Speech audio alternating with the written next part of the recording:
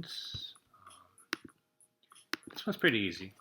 So if you think about this, we're trying to represent a particular statement as an inequality. So the first thing we want to do, possible solution means what, if you look at the statement, kids 5 and under eat for free. So who are these kids? Well, the kids were 5 years old, 4 years old, 3, 2. So those are possible solutions. The mathematical sentence inequality we're going to use, well, here's kids, right? We're going to use a variable I use here, K for kids, or you can use F for free. So who are these kids that are going to eat for free? Well, they have to be less than 5, and guess what? If they're 5, can they also eat for free? Yes. And the graph, I'm going to make a very simple graph here. We're going to shade that because 5 is part of the solution, and any kid who is under that, right? Any kid who's under 5 also eats for free. So that's the solution. No admittance to children under 17. So who are these children who can't come in? Well, the kids were 16, the kids were 15, the kids were 10, the kids were 7. So I'm going to use, I don't know, you can use admittance A or C, doesn't matter. So children, I'm going to use children, and we're comparing that to 17. So these children, if they are under 17, now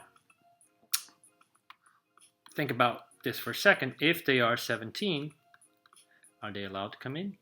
Yes, so that 17 is not part of the solution, right? So if I put 17 over here, that wouldn't make the inequality true. So kids who can't come in are anybody who is under 17. And like I said in class, if you pick an extreme value, pick 1,000,000 or pick 1,000, put a number there. Will that make the inequality true? No, it doesn't. And where is this number? This number is on this side over here. So that tells you that we don't want that side of the number line. Okay. Maximum capacity 350 people. So the maximum number of people that can fit in this room is 350. So how many people can we put in this room? I can put 349 people. I can put 200 people. I can put 50 people. So all those are numbers of people that can be admitted to this room. So I'm going to use C for capacity. That's my variable, stands for capacity. 350 is what I'm comparing it to. So the capacity is going to be anything under 350, and guess what? Also 350. So if I have 350 people exactly in this room, would that be okay? Yes, it would. So again, number line 350, and we're going to shade this because 350 is part of the solution, and any number under 350 would be okay.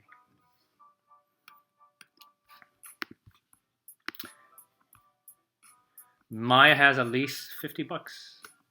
Well, that means that Maya has 50 bucks. She can have 70 bucks. She can have $1,000.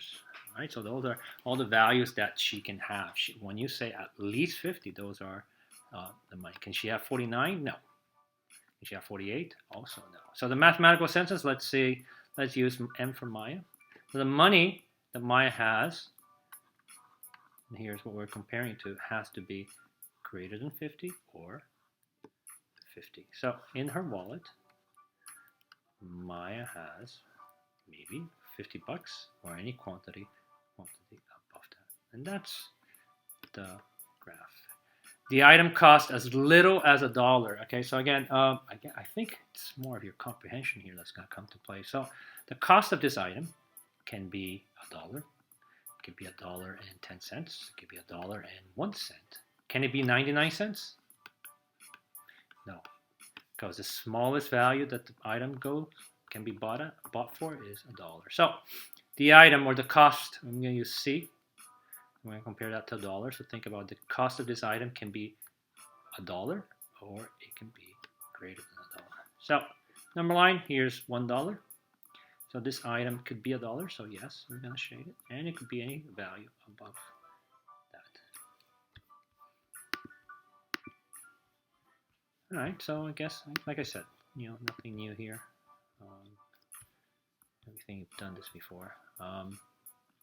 No charge for children under 7. So a restaurant has a sign, and the people who won't be charged are the kids who are 6, the kids who are 5, the kids who are 3, the kids who are 1, etc. Right? But if a kid is 7 years old, will they be charged? Yes. So this is not part of the solution. So let's use C for charge or C for children. 7. So the children who are not going to pay anything, they have to be what? Less than 7. If they're 7, they pay. So careful. So again, here's my 7, right? Number line. I won't shade it. So the kids who are for free are anybody who is less than 7. It's on the left side of 7. Must be 18 or older to win. Okay, so maybe it's a lotto game. So 18 year olds, that means you can be 18, you can be 20, you can be 50, you can be 80. So all those are the ages of people that are allowed to win. So again, let's use, I don't know, win.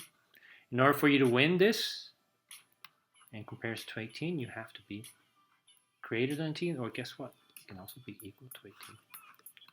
So here's the 18. Let's shade this. So in order to win, you can be 18 or greater.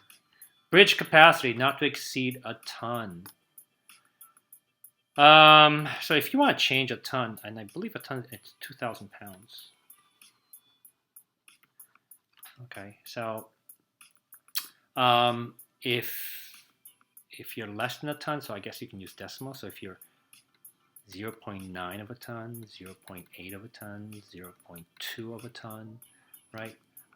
So all those values would make it would be okay, right? So if you're a truck and you're going over this bridge and your truck combined weight is any of these, or even a ton, you'll be okay. So let's use capacity, C for capacity. So your capacity has to be under a ton, 1. I'm going to write 1 ton because it's not 1. So a ton or less. So number line again, here's 1 ton. Okay. And then 1 ton is okay. So if your truck weighs exactly a ton, that's okay. And any weight under that, you'll be okay too.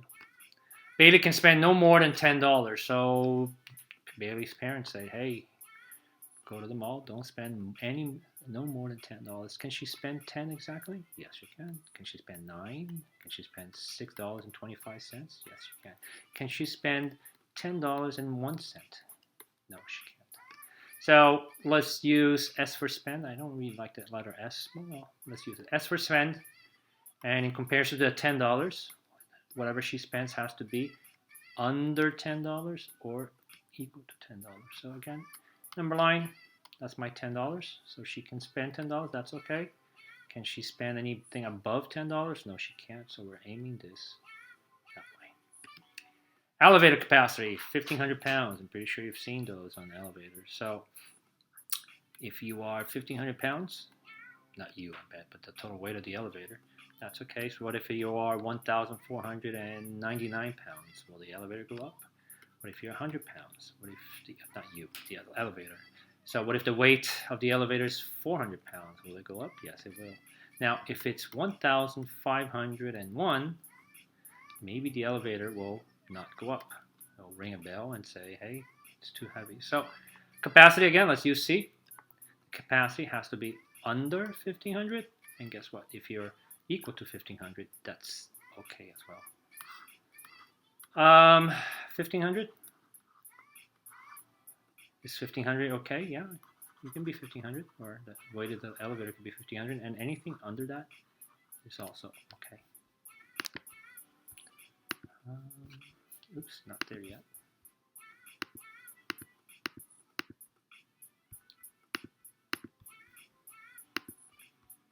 Margot is at least 30 years of age. So if she's at least 30, well, she could be 30.